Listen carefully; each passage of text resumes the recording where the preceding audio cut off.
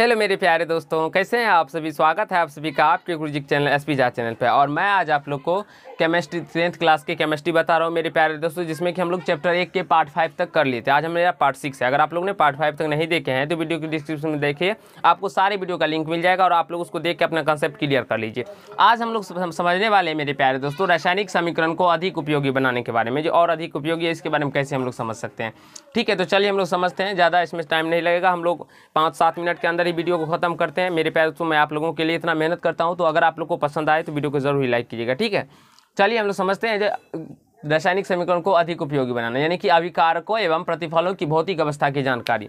ये आप लोगों को आवश्यक होता है मेरे प्यारे दोस्तों। इसकी जानकारी अगर आप लोग को नहीं होती है तो आप लोग कोई भी इक्वेशन यानी समीकरण हो, वो ठोस रूप में रहता है या द्रव रूप में है, वो या गैस रूप में है, वो आप लोग पहचान नहीं पाइएगा। तो चलिए इसके लिए मैं आप लोग को पहले समझाता हूँ, उसके बाद आप लोग को हर एक तरीका से बताऊँगा भी।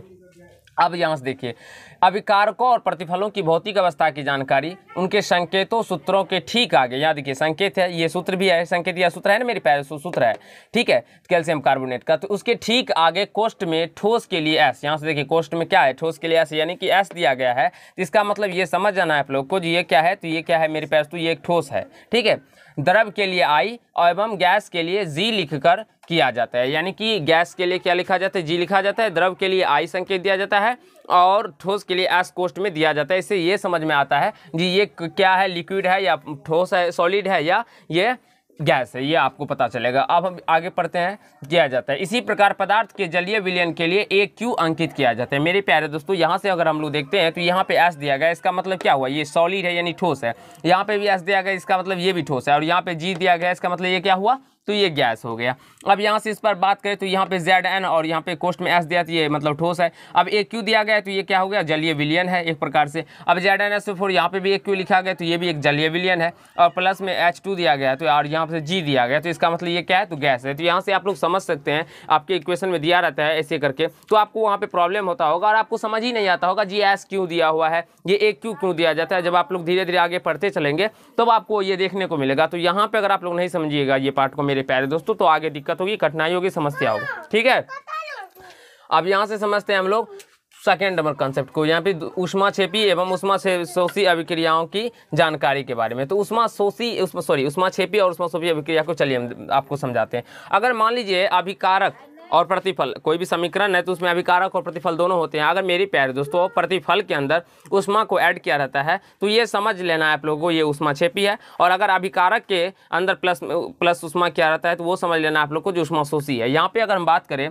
देखिए रासायनिक अभिक्रिया के फलस्वरूप उत्सर्जित या अवशोषित ऊष्मा की जानकारी ऊष्मा रासायनिक समीकरण के द्वारा दी जाती है। अब यहाँ से C+O2 और यहाँ से तीर के निशान देखिए CO2 प्लस ऊष्मा दिया गया, इसका मतलब क्या है, ये ऊष्माक्षेपी आ रहा है। इसमें क्या ऊष्मा का विमुक्त हो रहा है, ये निकल रहा है, ऊष्मा जैसे ही निकल रहा है यानी ऊष्मा का विसर्जन हो रहा है। तो यहाँ से ये क्या, कौन सी अभिक्रिया हो जाएगी, तो ऊष्माक्षेपी अभिक्रिया हो जाएगा। और यहाँ से देखेंगे तो ये ऊष्मा क्या आ रहा है, इसमें दाई समीकरण के अगर दाई और मेरे प्यारे दोस्तों ऊष्मा जुड़ा रहता है तो ये समझ लेना ये ऊष्माक्षेपी अभिक्रिया होती है। अगर बाई और जुड़ा रहता है समीकरण के तो वो समझ लेना है आप लोग को जो वो ऊष्माशोषी अभिक्रिया। अब इसमें देख सकते हैं जो ऊष्मा क्या कर रहा है, अवशोषित कर रहा है, तो ये क्या हो जाएगा, ऊष्माशोषी अभिक्रिया। आगे मैं आप लोग को ऊष्माक्षेपी अभिक्रिया और ऊष्माशोषी अभिक्रिया के बारे में बहुत ही डिटेल में जानकारी दूंगा, बहुत ही अच्छे तरीके से समझाऊंगा भी, और उसके एग्जांपल्स को भी मैं आप लोग को डिफाइन करूंगा, बिल्कुल ही क्लियर कर दूंगा। तो फिलहाल आप लोग यहाँ पे इतना ही समझ लीजिए। ठीक है, अब देखिए गैस के उत्सर्जन की जानकारी, जो मान लीजिए किसी अभिक्रिया के दौरान गैस कैसे उत्सर्जित होता है, हम कैसे पहचानेंगे जी ये गैस का उत्सर्जन हो रहा है। वहाँ पे केवल और केवल आपको एक तीर का निशान दिखाया जाता है। जैसे कि हम बात करें यहाँ पे, यदि अभिक्रिया के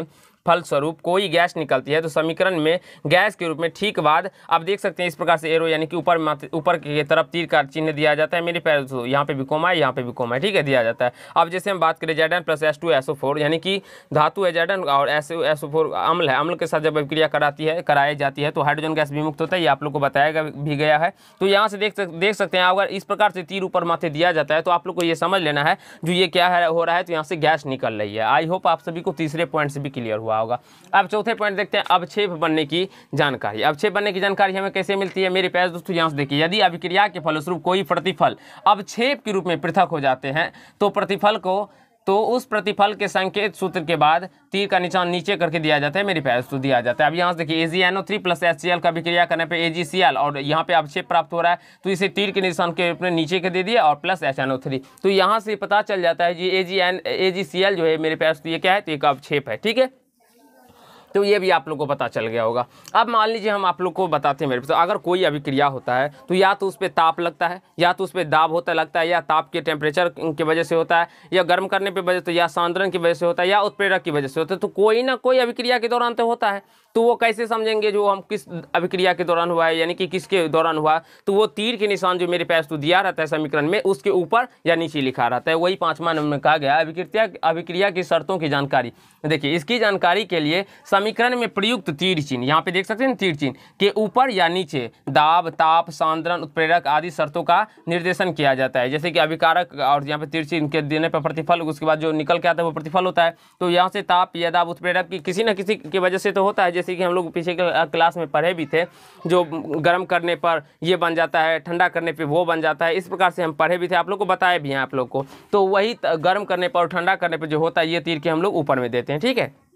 तो आशा है आप लोग को क्लियर हुआ होगा। अब हम लोग 6 नंबर पॉइंट को समझते हैं और समझने का प्रयास करते हैं। कहा गया है जो अभिक्रिया के उत्क्रमणीयता की जानकारी। उत्क्रमणीयता की जानकारी क्या होता है मेरे प्यारे दोस्तों, इसमें क्या होता है, तो दोनों तरफ विपरीत दिशा में तीर के चिन्ह दिए रहते हैं। जैसे कि यहाँ पे भी देख सकते हैं, इस साइड भी तीर का चिन्ह है और इस साइड भी तीर का चिन्ह है। तो जब भी आप लोग को इस प्रकार का समीकरण देखने को मिले तो ये आप लोग को समझ जाना है वहाँ पे जो ये समीकरण जो है मेरे प्यारे दोस्तों ये क्या है, उत्क्रमणीयता को दर्शाता है। जैसे कि यहाँ पे देख सकते हैं रासायनिक अभिक्रिया के उत्क्रमणीयता दर्शाने के लिए अभिकारक और प्रतिफलों के बीच विपरीत दिशाओं में निर्देशित 2 तीर चिन्ह दिए जाते हैं। यहाँ देख सकते हैं 2 तीर का चिन्ह और विपरीत दिशा में दिए गए हैं मेरे प्यारे दोस्तों। तो आई होप ये 6 पॉइंट आप लोग को क्लियर हुआ होगा और ये आप लोग के लिए समझना जरूरी था मेरे प्यारे दोस्तों। अगर आप लोग इसको याद नहीं कीजिएगा, क्योंकि ये समझने के लिए है केवल और केवल, इसे आप लोग को याद नहीं करना, ठीक है। आप लोग समझ गए होंगे, यही बहुत अच्छी बात है, आप लोग को कहीं से कोई दिक्कत नहीं होगा। अब आगे के क्लास में जब आप लोग धीरे धीरे हम लोग केमिस्ट्री के अभी तो प्रथम चैप्टर को यानी कि पहले चैप्टर को ये नोट्स पॉइंट को देख रहे हैं, समझ रहे हैं, जब हम लोग चैप्टर में आगे बढ़ते चलेंगे तो ये सारे को हम आपको समझाते चलेंगे और कहाँ कहाँ इसका यूज होता है, कैसे आता है, ये क्या होता है। आप आगे में जब आप लोग पढ़िएगा प्रत्येक चैप्टर को तो आपको वहाँ पे देखने को इस टाइप के मिलेंगे, तो आप लोग को वहाँ पे समझ में आएगा जो नहीं ये क्या बता रहा है, तो ये अवक्षेप को बता रहा है, ये क्या बता रहा है, तो ये ठोस को बता रहा है, ये क्या बता रहा है, तो ये गैस को बता रहा है, ये आप लोग को समझ में आएगा। और आप आशा है अगर मान लीजिए अगर अभी आप ये नहीं समझे होते मेरे प्यारे, तो इस प्रकार से समीकरण दे दिया जाता और पूछा जाता यहाँ पे एस क्या है या ए क्यू क्या है, इसका मतलब क्या हुआ, तो आप लोग नहीं कह पाते। लेकिन मेरे प्यारे दोस्तों ये पार्ट देख लेने के बाद अब आप समझ गए होंगे जो ये HAQ का मतलब ये H2SO4 है, एक जलीय विलयन है, ये सल्फ्यूरिक अम्ल है H2SO4, ठीक है। तो आई होप आप सभी को क्लियर हुआ होगा, कहीं से कोई दिक्कत या समस्या नहीं हुआ होगा। अब नेक्स्ट पार्ट में हमारे प्यारे दोस्तों हम लोग रासायनिक अभिक्रियाओं के प्रकार, प्रकृति यानी उसके प्रकृति के अनुसार कितने प्रकार होते हैं वो समझेंगे। जैसे एग्जाम्पल हम बात करें संयोजन अभिक्रिया या संश्लेषण अभिक्रिया, वियोजन अभिक्रिया यानी एक पदार्थ जब टूट के 2 अलग अलग पदार्थ में बढ़ जाते हैं, ऐसे जब या 2 पदार्थ यानी तत्व या यौगिक जुड़कर एक नए पदार्थ का निर्माण करते हैं तो वो अभिक्रिया, उसके बारे में जानेंगे। संयोजन अभिक्रिया, वियोजन अभिक्रिया, द्विविस्थापन अभिक्रिया, एकल विस्थापन अभिक्रिया, ये सारे के बारे में सीखेंगे और आपको समझाने का प्रयास करेंगे। तो धन्यवाद दोस्त, आज के पार्ट में इतना ही। अगर आप लोग को समझ में आया हो तो वीडियो को लाइक कीजिएगा, कमेंट कीजिएगा, शेयर कीजिएगा और यदि चैनल पर है तो चैनल को सब्सक्राइब करके बेल आइकन को प्रेस कर लीजिएगा, जिससे मेरी हर एक वीडियो का नोटिफिकेशन आप तक पहुँचता है। तो धन्यवाद, आज के पार्ट में इतना ही।